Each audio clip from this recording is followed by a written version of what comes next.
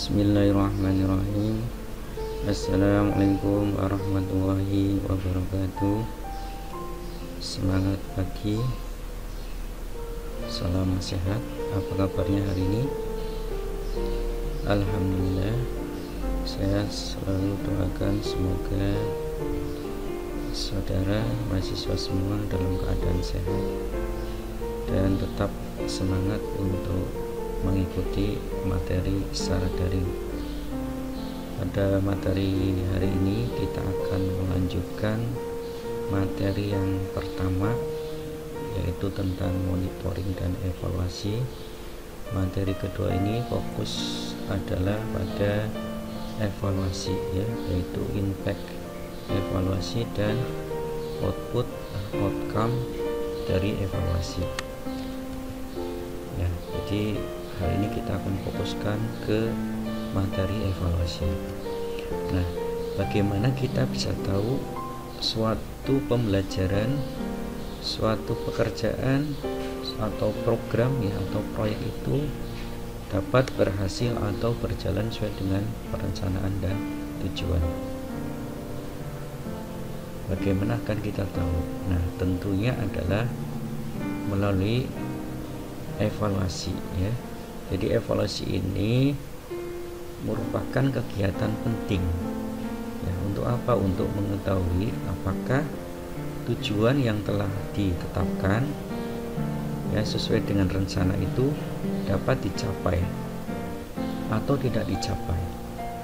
Apakah program, apakah kegiatan sesuai dengan rencana dan atau dampak apa yang terjadi setelah program dilaksanakan. Jadi tidak hanya jangka pendek tetapi ada jangka menengah dan ada jangka panjang. Nah, ini capaian pembelajarannya. Yang pertama, mahasiswa dapat menjelaskan pengertian dari evaluasi.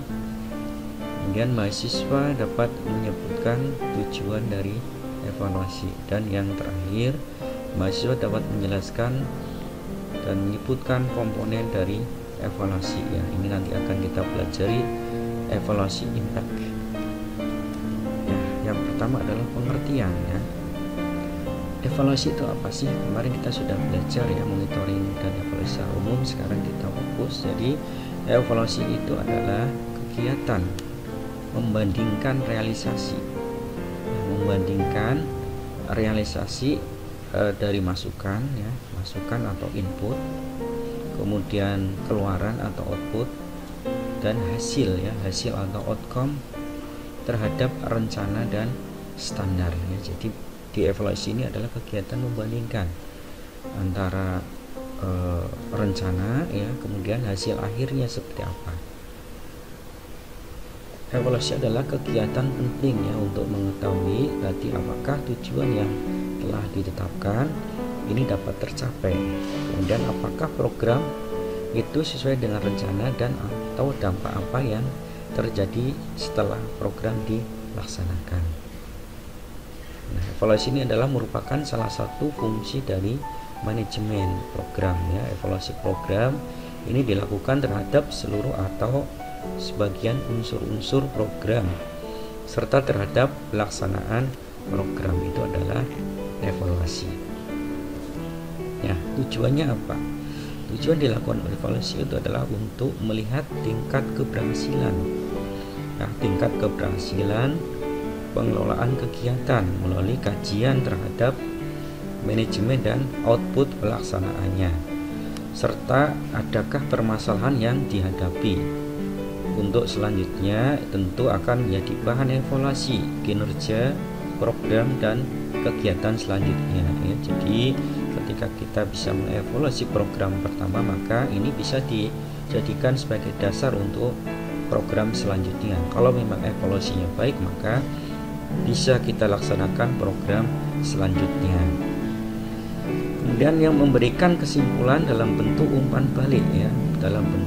balik sehingga dapat terus mengarahkan pencapaian misi atau sasaran yang telah ditetapkan.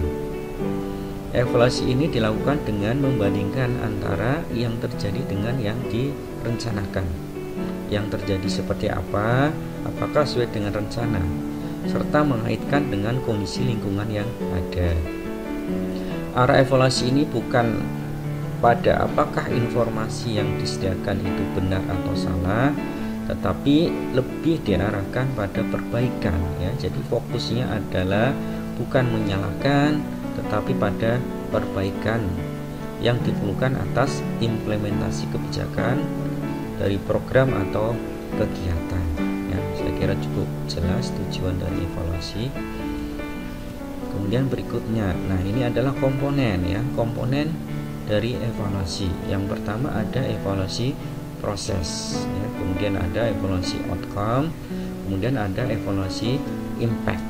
Nah, perlu kita ketahui ya bahwa di dalam kegiatan ya, di dalam kegiatan itu ya diawali dengan input ya, masukannya ya, programnya yang akan dilaksanakan seperti apa ya, ada pengkajian masalah, ada perencanaan ya, kemudian setelah kita dapatkan program yang mau kita laksanakan apa ya, selanjutnya tentu adalah melaksanakan program tersebut ya melalui proses. Nah, setelah proses ya, proses, maka kemudian outputnya seperti apa, hasilnya seperti apa, dan outcome-nya ya seperti apa, serta dampaknya seperti apa, dampak kegiatan tersebut.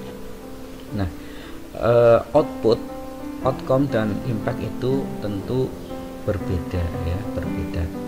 Kalau output itu adalah hasil yang didapat langsung dan segera setelah satu atau serangkaian aktivitas itu dilakukan ya. Jadi kalau output itu adalah hasil langsung atau hasil segera setelah kegiatan itu dilaksanakan. Contohnya ketika kita mengadakan kegiatan promosi kesehatan ya, misalnya adalah pencegahan penyakit corona ya, pencegahan dari penyakit corona. Nah, tentu di situ kita akan melaksanakan promosi kesehatan, bagaimana cara mencegah agar virus itu tidak menular ya, biar tidak terjadi penyakit corona. Nah, di situ akan dijelaskan ya bahwa untuk melakukan pencegahan terhadap penyakit corona adalah mencuci tangan ya, kemudian memakai masker. Nah, ini outputnya apa? Outputnya dari kegiatan promosi tersebut apa ya? Itu ini adalah pemahaman ya. Jadi peserta ya atau audiens ini langsung paham, oh iya ternyata virus itu bisa dicegah melalui memakai masker ya, kemudian cuci tangan yang baik. Ini adalah hasil dari kegiatan promosi kesehatan terhadap pencegahan penyakit corona ya. Outputnya adalah pemahaman ya, jadi tahu oh ternyata virus itu bisa dicegah. Nah, dengan apa tadi ya, dengan protokol kesehatan. Nah, itu adalah output, jadi langsung. Nah, kalau outcome itu apa? Outcome itu adalah luaran ya, luaran apa? Luaran hasil jangka menengah ya. Kalau outcome itu adalah jangka menengah dari sebuah program atau kegiatan. Nah, biasanya tidak terlihat segera ya, tidak terlihat segera setelah kegiatan atau program berakhir ya, jadi tidak akan terlihat segera ya. Nah, tapi adalah jangka menengah ya, jangka menengah misalnya adalah setelah dilakukan promosi kesehatan tadi outputnya adalah paham ya, paham bahwa masker itu bisa mencegah terhadap penyakit corona. Nah, ini outcome-nya apa? Outcome-nya nanti orang tersebut ya yang mengikuti kegiatan promosi kesehatan ini akan memakai masker ya, kemudian menerapkan cuci tangan ya, menerapkan cuci tangan pada aktivitas sehari-hari. Nah, ini adalah outcome. Nah, kemudian kalau impact apa? Impact ini adalah dampak ya, dampak. Jadi dampak itu adalah hasil jangka panjang ya. Ini bisa mungkin tidak tercapai ya, bisa mungkin tidak tercapai ya, atau bisa tercapai. Nah, dampaknya apa ketika tadi misalnya kita melakukan promosi kesehatan pencegahan penyakit corona ya. Nah, Kalau tadi outputnya adalah pemahaman ya, pemahaman bahwa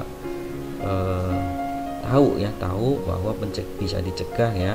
Nah, kalau tadi outcome bisa kemudian individu tersebut memakai masker ya dan cuci tangan ya, kemudian dampaknya apa? Nah, ini di dalam kehidupan sehari ya, jangka panjangnya maka di masyarakat maka akan timbul kesadaran ya bahwa penting sekali bahwa ketika keluar ya harus memakai masker, ketika mau makan, ketika mau melakukan apa ya maka harus cuci tangan. Ini adalah dampak jangka panjangnya. Jadi timbul kesadaran, tidak usah diperintah, tidak usah dihukum ya, tidak usah disanksi, maka secara otomatis itu akan timbul kesadaran bahwa penting sekali memakai masker dan cuci tangan. Itu adalah contoh ya, contoh dari